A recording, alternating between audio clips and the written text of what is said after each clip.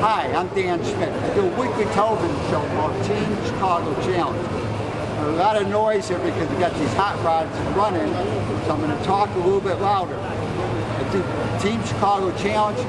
This is my little clip for YouTube, so in the next 10-15 minutes, we're going to 20 minutes, we're going to see what happened in Rosemont, Illinois. This is the Corvette, muscle car and Corvette National.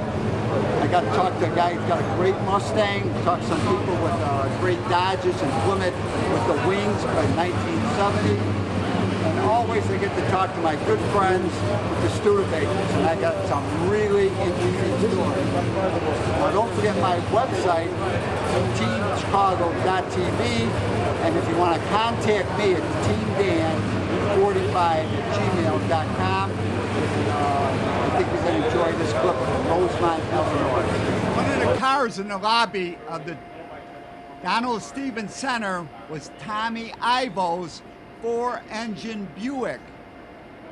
Tommy Ivo was a movie star and TV star in the 1960s. You can see him on Father Knows Best, The Donna Reed Show, and Leave It to Beaver.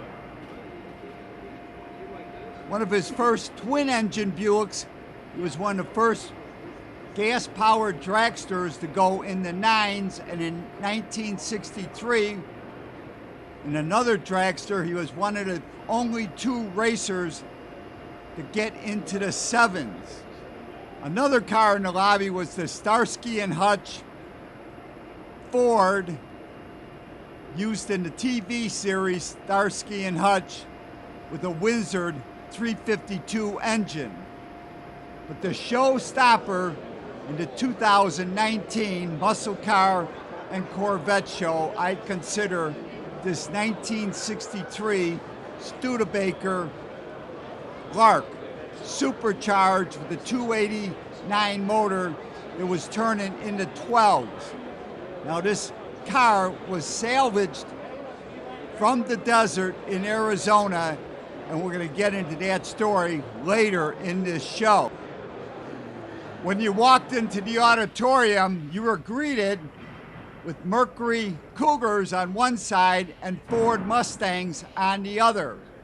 Cars built in 1969. We are celebrating their 50th birthday. That Cougar was a Coca-Cola sponsored race car, and now we're looking at this Boss 429 Mustang that came with the 429 engine. In order to be approved to race this engine with NASCAR, 500 of these engines had to be put into production cars.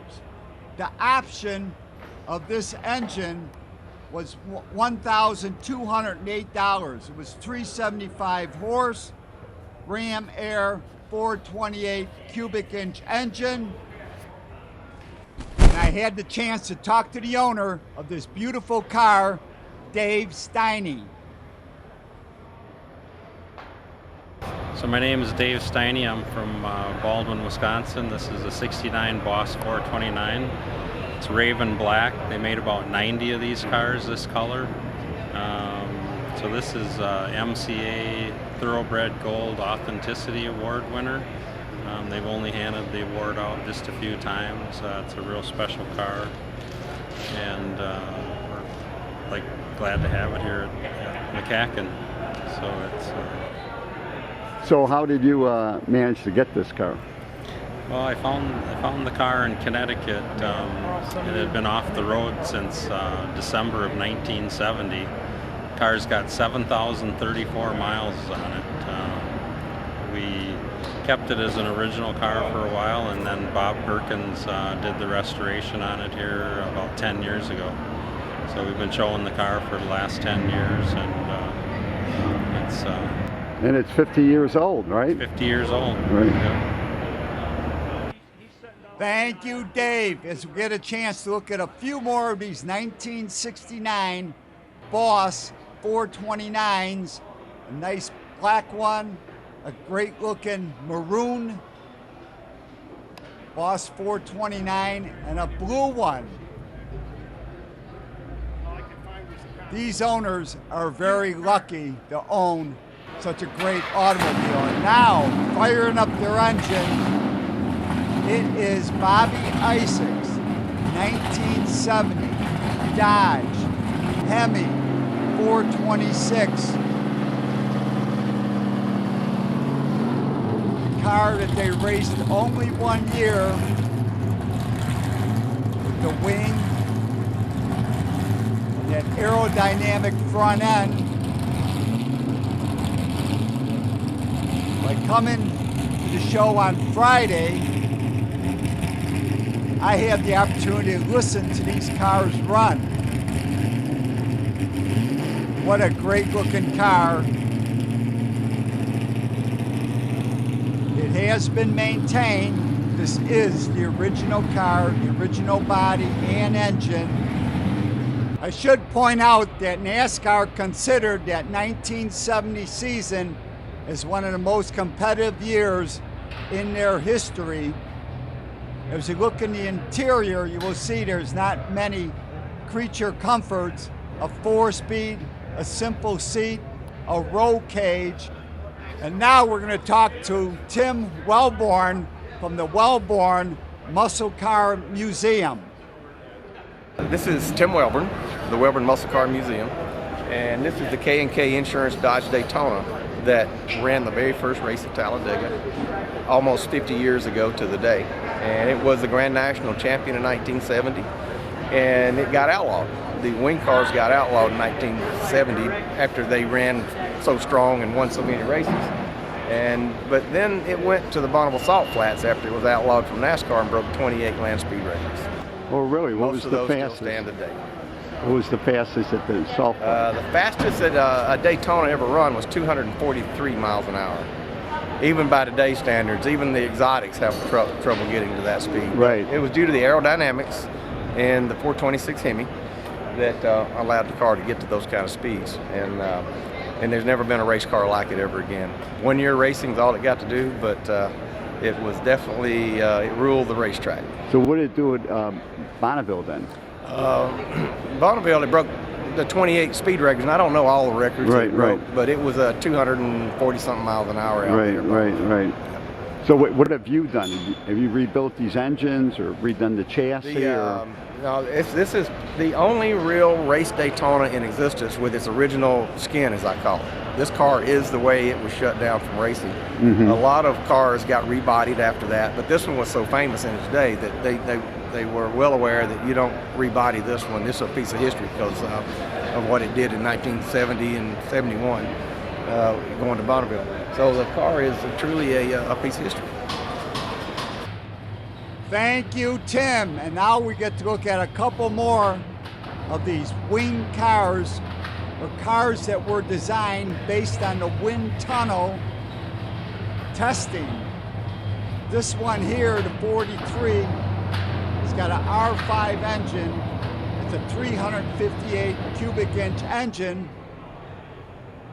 Whereas the Bobby Isaac's replica car, brought to you by 71wingcars.com.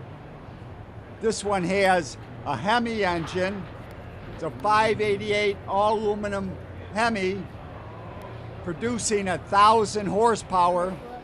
It is fuel injected, and I had the opportunity to talk to Pam and Gary Beineke.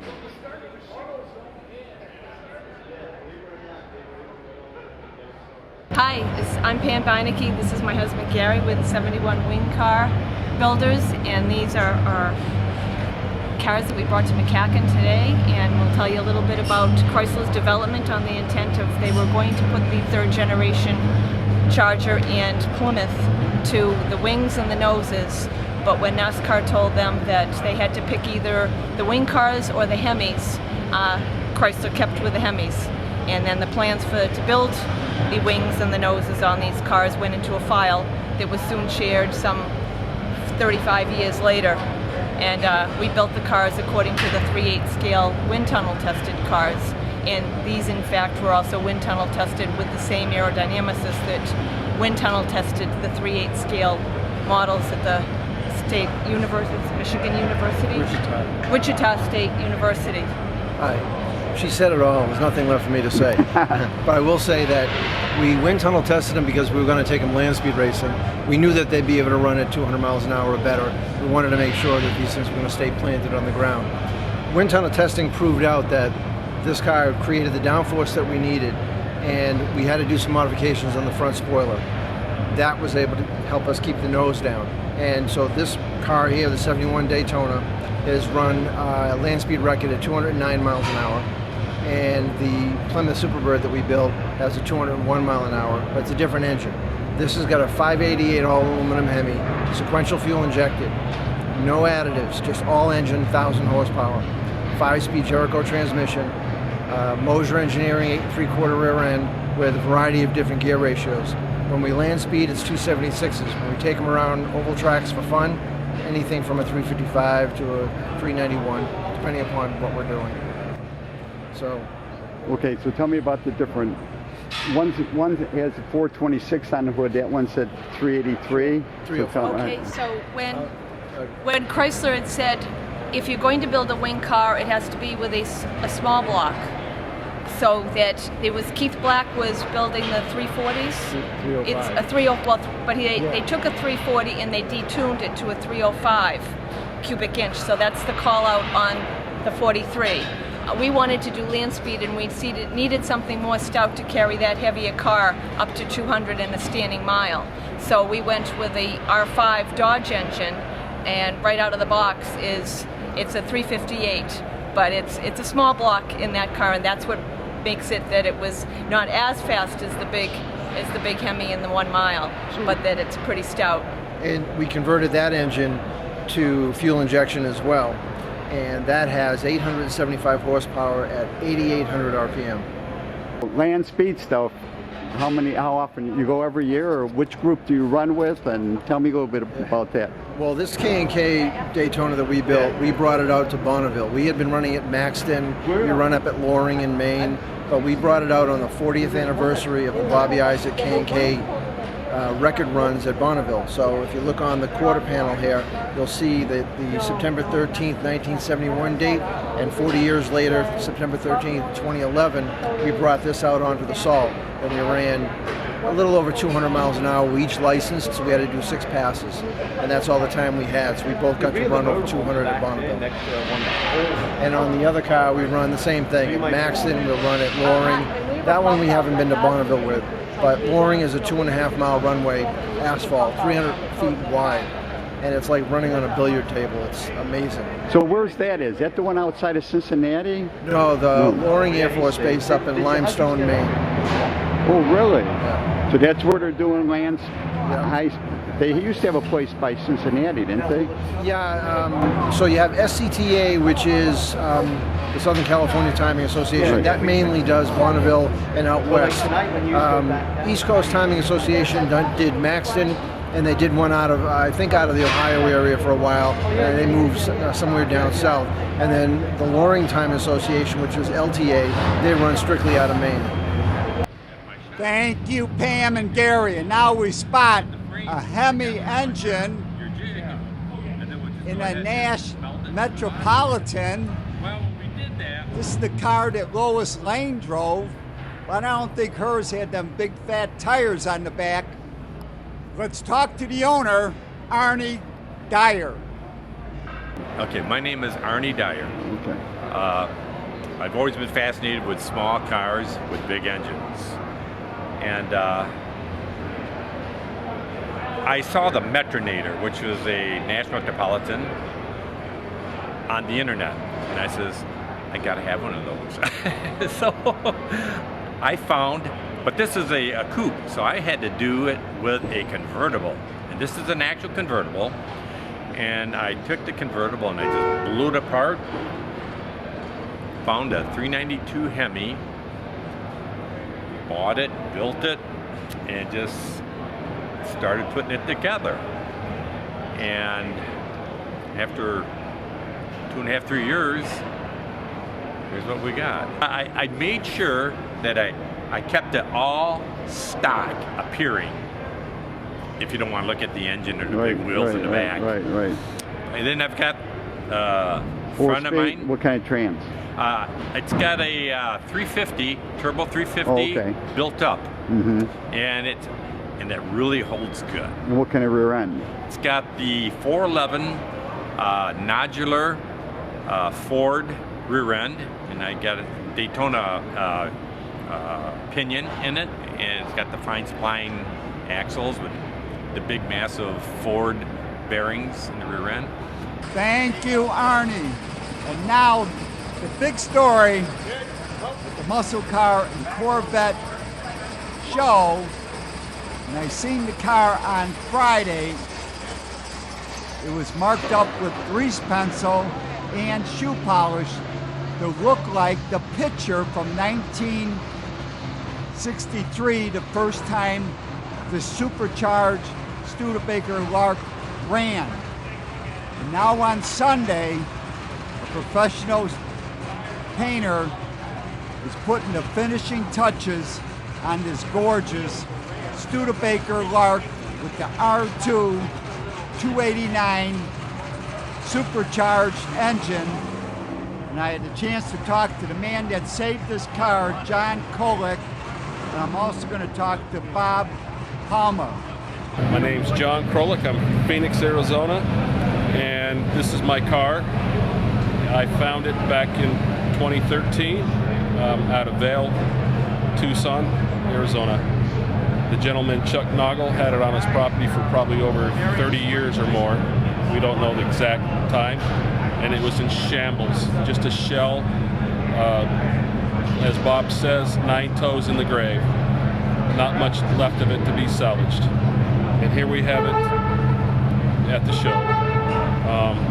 Nothing but luck, pure plain luck went into this car. I found the original block. I actually found the original sheet metal. Where did you find the engine then? The original block was sitting in another Studebaker trunk, covered up with a bunch of steering wheels. In that lot? In that same lot. So he's got a bunch of Studebakers in the junkyard. The gentleman had over 300 Studebakers out in the desert. His private collection. Right. Just a Studebaker nut, Chuck Noggle. So he would just buy Studebakers. Yeah, he buys Studebaker because that was his love. And he actually worked in the Studebaker plant back in the day. In South Bend? In South Bend. So he's retired in Arizona on his Studebaker pension. That's right. Pension. That's, yeah, something like that. So this is really just by chance, just seeing some lettering, and somebody was looking for parts for Lark, right? Is that why you were? Yeah, I was actually looking for another gentleman. He was looking for some rust-free shells, and I came across this shell, not knowing what it was, and I actually purchased it for $100. It wasn't until later on in the afternoon I discovered what I just purchased. So how many hours do you have in this? Oh, I couldn't tell you the hours or the dollar amount. I did everything myself. Bodywork, paint, mechanical, interior, everything inside is new old stock original. It's factory stuff. So this is factory stuff that you can still get out of South Bend? Yeah, it came out of South Bend and landed in Denver to a collector that sells that stuff. Right, right. So it's 100% new old stock inside. So this is just like the car would have gone to the drag strip the first time. Exactly. You couldn't get any better. So I'm not sure how to tell you any more about it. We've actually found an original trophy that was passed out at the World Finals that it won. It's not the original one to the car, but it's the original one that was passed out among all the cars that raced. And I restored it, and it's identical to the one that the car won. So here's Bob holding it.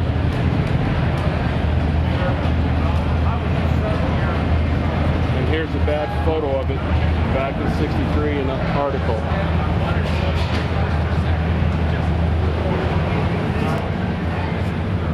Okay, set the trophy down and tell me your half of the story. My name is Bob Palma. I'm the technical editor for the Studebaker Drivers Club National Magazine, Turning Wheels. I've been a Studebaker nut all my life, and back in 1963, I cut this picture out of the June 1963 Speed Mechanics magazine. I had no idea where Ray Tanner was. On the door it says sponsored by Ray Tanner. And I was pretty good friends with the Studebaker dealer in Indianapolis, one of them. And he allowed me to sit in his office, sales manager, and read the Studebaker news, which was for the dealers. And on December 1963, when I was 17 years old, I found an address for Ray Tanner. And so I wrote Ray Tanner Motors this letter when I was 17 and congratulated them on the car. I told them I liked the car. And a couple days later, December 12th, 1963, Floyd Mendenhall, which was one of the principals, Floyd Mendenhall, he was kind enough to send me this 2-page letter, which I kept, and he signed it, Floyd Mendenhall, Racing Director. Now the car disappeared for probably, well, it disappeared from sometime in the 70s until 2015 when you found it, right, John? No, 2013 when John found it. And because this was the only photograph, we really didn't know what color the car was. When we were looking for the car, we just had this black and white. But going through the serial numbers and all the research at the museum and noting its features and all, we finally figured out it was probably a certain serial number, and that was Blue Mist Metallic. And so when John located the car, we were able to document, yes, it was Blue Mist Metallic. And the nice thing about this car is a lot of cars at the show are clones or tribute cars or recreations. This is the car's original body, the original frame, and it has the original engine block in it. With the right numbers, matching numbers. Yeah, that's right. Now, Studebaker, the serial number on the engine does not match the serial number on the car. They never did. But production records exist in South Bend that you can look up a car's serial number, and it gives you the engine number that was installed in that car. Right. So we can document, have documented this engine block came in this car. For me, it's been a personal treat because I wrote those letters and I corresponded with the guy in 1963, and before today, I had never seen the car. So it's been 56 years since I corresponded with the guy, and today when I walked in the show, I saw it for the first time. So that's kind of cool. Thank you, John and Bob. What a great story. Maybe the story of the 2019 Muscle Car and Corvette show. And now we see this 1941 Studebaker Champion being moved around as they set up the display. And I can hear a wonderful engine purring under the hood of that car, and I believe it is an R2 engine. So let's talk to the owner, Frank VanDoorn. My name is Frank VanDoorn, and I'm the owner of this 1941 Studebaker Champion, which I bought about a dozen years ago. And at that time, I got it from a local Studebaker Club chapter member that needed to get rid of it and cull his herd, so to speak. So I said, okay, I'll take it off your hands. And at the time, it had a Datsun engine in it, believe it or not. And that lasted about 2 years, and I said, this has got to go. So we were going to put a Chevrolet engine in it, and then my buddy that was helping me says, nah, he said, let's do something different. So I found this engine from another Studebaker Club member, this R2 Studebaker engine, and after much ado, we wrestled it in there, but we did have to modify the firewall to make enough space for the engine to fit. And then it's hooked to an 204R GM automatic overdrive transmission, and it's got an Avanti rear end in it with a 409 ratio. Other than that, the car's been together since about 07, so that's 12 years, and we do occasionally drag race it, and it has been known to turn in the high 13s at almost 100 miles an hour in a quarter mile. Really? Yep. So the paint is dated, the drivetrain is not. This car probably was painted in the early 80s, so, and we drive it quite a bit, so this is a favorite of our three cars that we do own, Studebaker. bye. Thank you, Frank. And now we spot this beautiful black Alvante, Studebaker Alvante R3, one of 10 built at the factory. This car has got the high performance Andy Granatelli built supercharged engine, the same engine that was in the Land Speed Record cars. Okay, I haven't even seen the Now we're looking at an Alvante chassis. Now the Alvante was a fiberglass bodied car. It used the chassis from the Lark or the Daytona convertible. What a wonderful day I had at the Muscle Car and Corvette National in Rosemont. And what a great opportunity to tell great stories. Lettering on that 63 R2 Lark is by Famous Dave Walters. On Facebook, it's Famous Dave Walters. For more information on Muscle Car and Corvette National, their website is mcacn.com. To contact me, it's teamdan45@gmail.com. Let me know what you think of this clip on YouTube. And remember, you can always search with Dan Schmitt Motorcycle Racing for great motorcycle racing action on YouTube.